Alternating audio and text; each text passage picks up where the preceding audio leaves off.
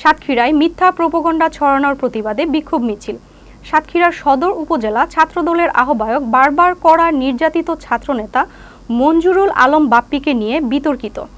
আওয়ামী দোসরদের কর্তৃক পরিচালিত সমাজের আলো নিউজ পোর্টাল এবং কতিপয় ব্যক্তির মিথ্যা প্রোপাগান্ডা ছড়ানোর প্রতিবাদে বিক্ষোভ মিছিল অনুষ্ঠিত হয়েছে।